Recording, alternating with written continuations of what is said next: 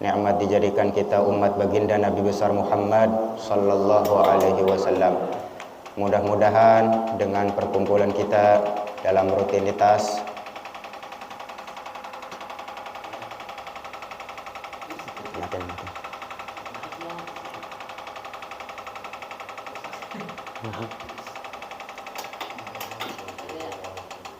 mudah-mudahan dengan rutinitas kita pada malam Kamis ini Allah Subhanahu wa taala mengabulkan doa-doa kita, hajat-hajat kita, dan mudah-mudahan kita senantiasa dalam keberkahan Allah Subhanahu wa taala. Amin ya rabbal alamin. Pada kesempatan malam Kamis ini kita memasuki ke dalam pembahasan al-hilmu, yaitu sifat lapang dada. Al-hilmu huwa sifatun tahmilu sahibaha ala tarkil intiqam mimman aghdabahu ma'a qudratihi ala dzalik. Hilim itu sifat lapang dada, artinya adalah huwa sifatun, dia adalah satu sifat tahmilu sahibaha, yang membawa, yang menjadikan seseorang untuk tidak membalas, ala tarkil intiqam, untuk tidak membalas, mimman aghdabahu ma'a qudratihi ala dzalik. Sifat lapang dada adalah sifat yang membawa seseorang atau menjadikan seseorang tidak membalas dari orang yang membuat dia marah padahal dia mampu untuk membalasnya. Wasababuha, dan sebabnya rahmatul juhal, kasih sayang, kasih sayang, rahmat terhadap orang yang tidak tahu. Mungkin dia salah paham, atau beda pemahaman. Makanya hilim, sifat hilim adalah sifatnya para nabi. Dalam hadis Rasul sallallahu alaihi wasallam bersabda, memuji orang yang memiliki sifat lapang dada. Kadal halim an yakuna nabiyya. Kata Nabi, hampir-hampir, nyaris orang yang punya sifat lapang dada jadi nabi. Seandai kata ada nabi setelah Nabi Muhammad, maka yang pantas untuk jadi nabi adalah orang yang punya sifat lapang dada.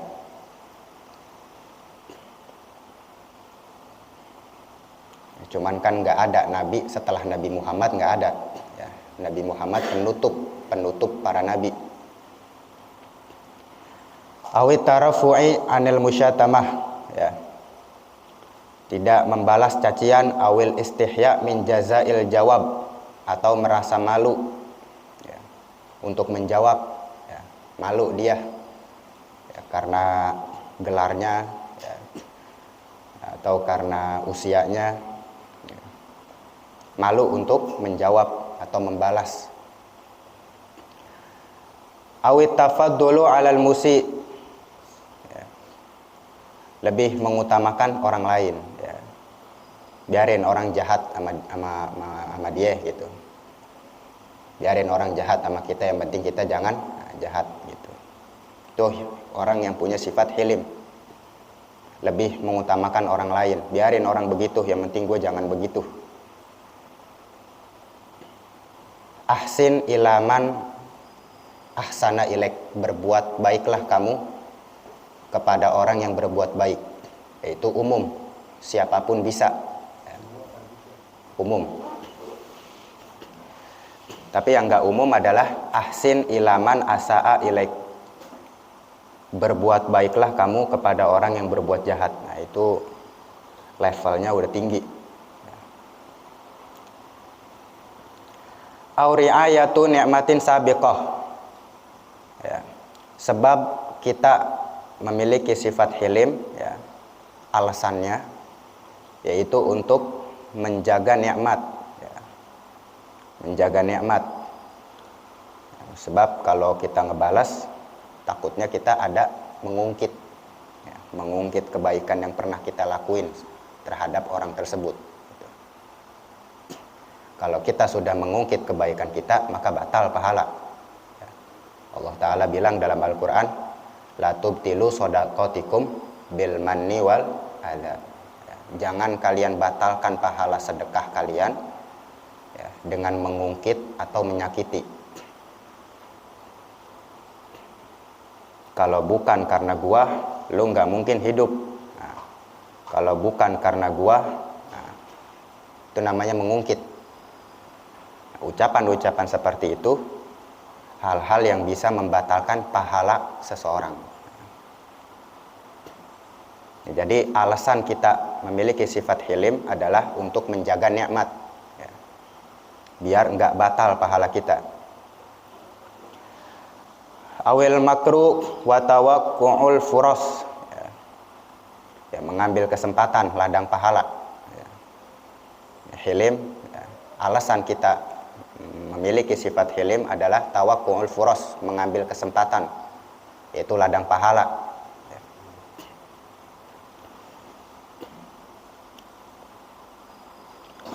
Wa dzalika li anna tarafu'a 'anil musyatamah min syarafin nafsi wa 'uluwil himmah. Dan oleh sebab itu sesungguhnya ya, tidak membalas cacian orang terbilang daripada akhlak yang mulia ya, tidak membalas cacian orang terbilang daripada akhlak yang mulia ya. Orang mencela, orang mencaci ya, tidak membalas, malah mendoakan dengan doa yang baik.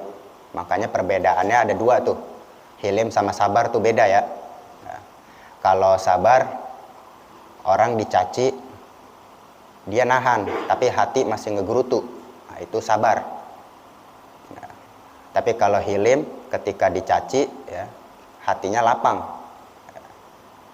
Itu hilim namanya. Wal istihya'u min siyanatin nafsi wa kamalil muru'ah. Adapun merasa malu, ya, terbilang daripada kesempurnaan sifat muru'ah yang kemarin sudah kita bahas ya, muru'ah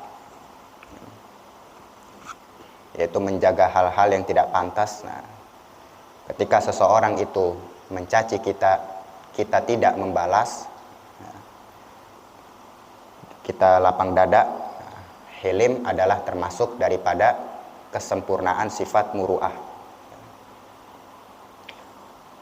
Wa ri'ayatun ni'mati sabiqah minal wafa wal makruh wa tawaqqu'ul furas minad daha li'anna man zahara ghadabuhu qalla kaiduhu. Orang kalau dikuasai amarah qalla kaiduhu, maka akan sedikit pengaruhnya. Kaiduhu ya. Orang yang dikuasai kemarahan, nampak kemarahan ya, qalla kaiduhu, maka sedikit pengaruhnya. Semakin dia menahan amarah ya, maka akan nampak ya, pengaruhnya, wibawanya. Apalagi kita kalau dalam nasehatin orang ya, jangan di tempat umum ya.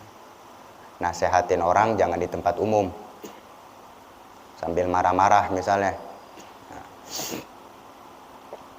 kalau marah-marah di sini dikatakan qalla kaiduhu, maka sedikit ya, berkurang pengaruhnya. Qala Nabi sallallahu alaihi wasallam fi tsana'i ala ahlil hilim. Nabi sallallahu alaihi wasallam bersabda di dalam memuji orang yang memiliki sifat hilim. Innallaha yuhibbul hayyal halim. Sesungguhnya Allah cinta terhadap orang yang lapang dada.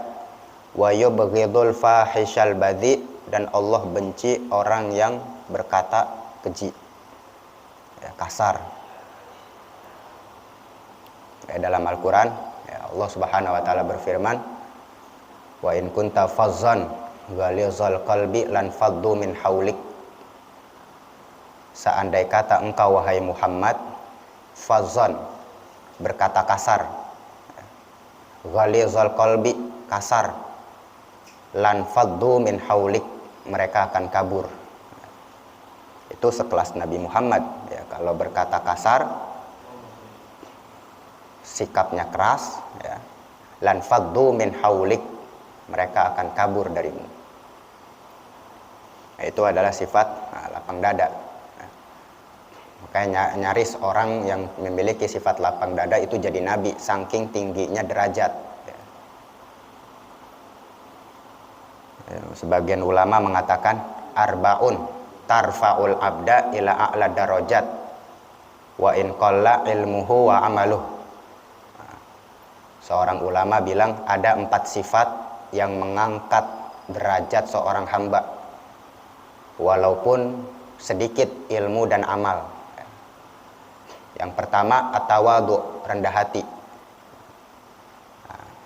Tawadhu, rendah hati, sifat yang tidak mungkin orang iri. Semua sifat yang baik-baik ya, orang bisa jadi iri sama kita. Kita suka berbagi ya, ada aja mungkin yang suka ngomongin. Tapi kalau orang yang punya sifat tawadhu ya, tidak ada yang nggak senang. Semua orang senang dengan orang yang punya sifat tawadhu. Semua orang senang. Itu tawadhu, rendah hati yang pertama. Dan yang kedua as-sakha, dermawan, murah tangan. Dan yang ketiga al-hilim, lapang dada. Yang keempat husnul khuluq, baik dia punya perangai, akhlaknya baik. 4 perkara itu bisa mengangkat derajat seseorang walaupun sedikit ilmu dan amal.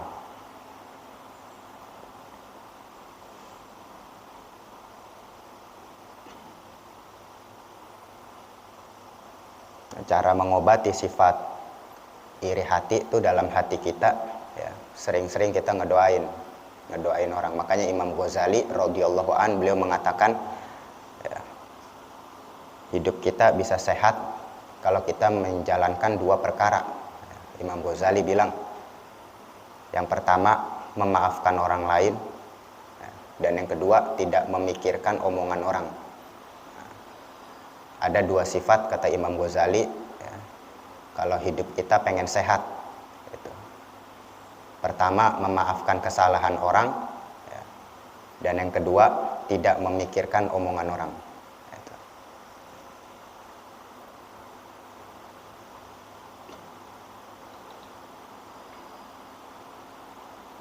Ya, sebab nggak ada yang lepas daripada lisan seseorang. Qila innallaha dzu waladin wa innar rasula qad kahana ma salimallahu min bariyatihi wala rasul fa kaifa ana. Imam Syafi'i bilang Allah dibilang punya anak. Allah padahal maha suci. Rasul dikata tukang sihir.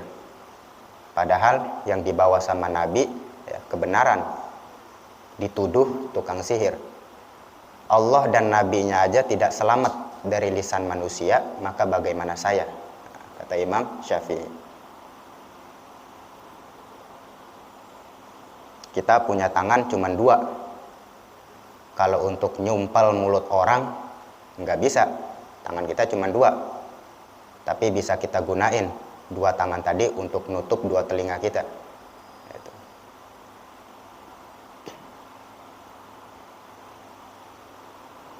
Dan omongan orang juga ya, bisa membuat hati seseorang jadi was-was. Makanya dalam surah An-Nas kan min syarril waswasil khannas alladzi yuwaswisu fi sudurin nas minal jinnati wan nas.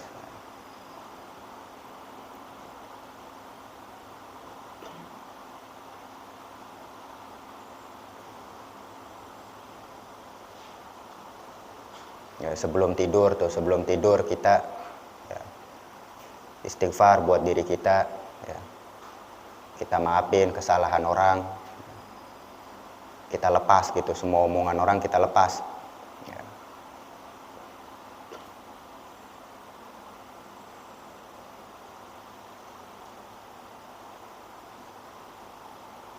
Jadi mulia orang yang memiliki sifat lapang dada itu mulia. Kalau sabar, dia nahan tapi masih ngegerutu, sabar tuh. Misal dia dihina, gitu. Dia nahan tapi hati ngegerutu, nah, itu sabar. Tapi kalau lapang dada, ya, udah dimaafin aja, didoain yang baik-baik.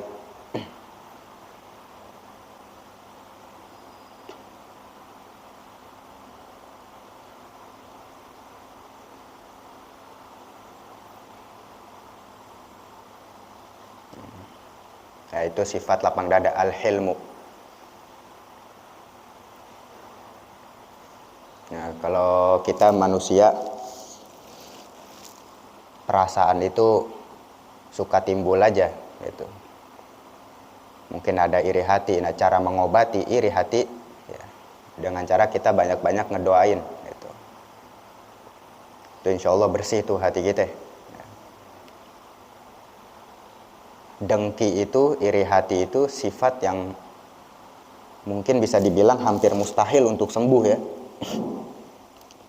Iri hati, hasad, orang kalau udah terjangkit penyakit itu ya, hampir mustahil untuk sembuh. Makanya jangan kita begitu. Nah, cara ngobatinnya udah kita banyak-banyak ngedoain orang. Kan kata Nabi ya, kalau kita ngedoain saudara kita, malaikat bilang walaka misluh, untuk kamu seperti itu juga. Nah, kita doain mudah-mudahan dia panjang umur, banyak rezekinya, ya lancar. Nah, itu malaikat juga tuh bilang walaka misluh, untuk kamu seperti itu juga. Nah, didoain juga sama malaikat. Ya, bahkan sebelum dikabulkan buat orang itu, dikabulkan dulu buat kita.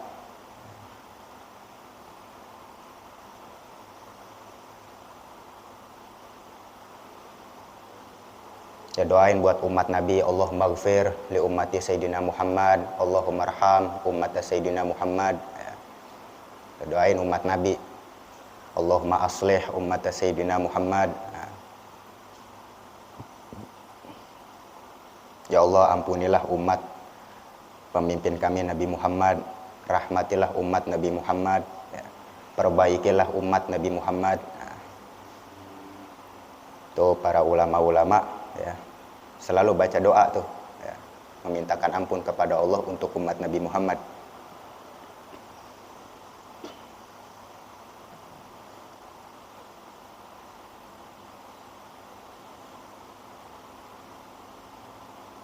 Intinya hilim ya. Di surga, orang yang masuk ke dalam surga, orang yang punya hati selamat. Illa man atallaha biqalbin salim. Ya, di surga, orang yang masuk surga adalah orang yang punya hati selamat, punya hati baik. Orang kalau hatinya baik, kumpulnya sama orang baik. Gitu. Ada pepatah bahasa Arab mengatakan at-tayru la yatir illa bijinsih. Burung tidak akan terbang kecuali dengan kelompoknya. Nah, kalau orang baik, ya kumpulnya sama orang baik.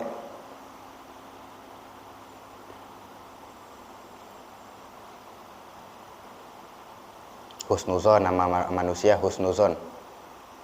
Karena sebab hati ini ya, Ana lupa tuh ucapan siapa. Hati ini pancaran apa, sekeliling kita ini pancaran dari hati ya, hati. Kalau hati kita bersih ya, orang-orang yang kita temuin pun orang-orang bersih insyaallah, orang-orang baik. Kayak ulama-ulama Hadramut mengatakan ya, Allah Allah fil galab ya.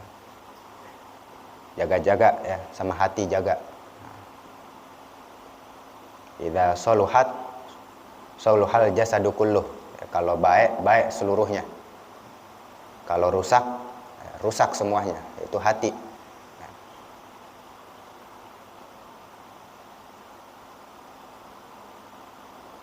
Nah, salah satu daripada zikir untuk menguatkan hati, memperbanyak tasbih.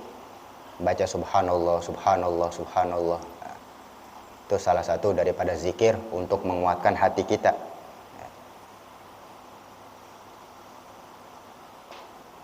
Wali-wali gutub ya, wali-wali yang memiliki derajat luar biasa memperbanyak tasbih.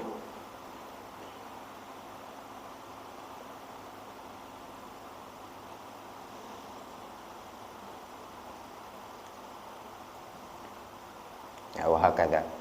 Ada ungkapan juga dalam bahasa Arab ya, ulama ihfaz qalbak tukshaf ankal mahjub. Jaga hati, niscaya akan dibuka segala apa yang dihijab. Ihfaz qalbak tuksyaf ankal mahjub. Jaga engkau punya hati, niscaya akan dibuka segala apa yang tertutup.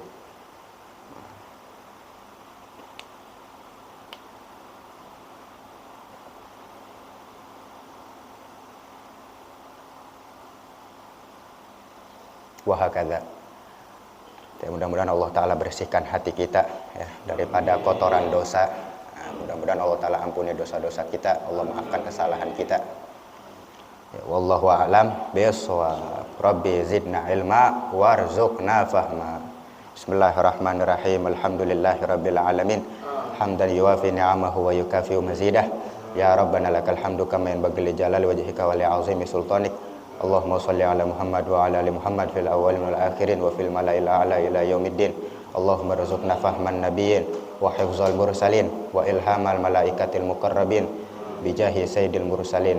Allahumma anfa'na bima 'allamtana wa 'allimna ma yanfa'una wa zidna ilma. Rabbana taqabbal minna innaka antas samiul alim wa tub 'alaina innaka antat tawwabur rahim. Rabbana atina fid dunya hasanatan wa fil akhirati hasanatan wa qina adzabannar.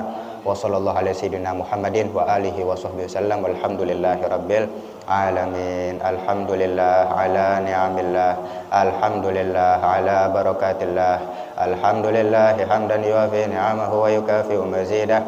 Walhamdulillahi rabbil alamin. Ya Rasulullah, salamun alaik ya rafi'a sya'ni wa daraji. Ya Rasulullah, salamun alaik ya rafi'a sya'ni wa daraji. Ya Rasulullah, salamun alaik ya rafi'a sya'ni wa daraji. Allahumma salli wa sallim wa barik alaihi wa ala alihi wal afu minkum. Wassalamualaikum warahmatullahi wabarakatuh. Waalaikumsalam.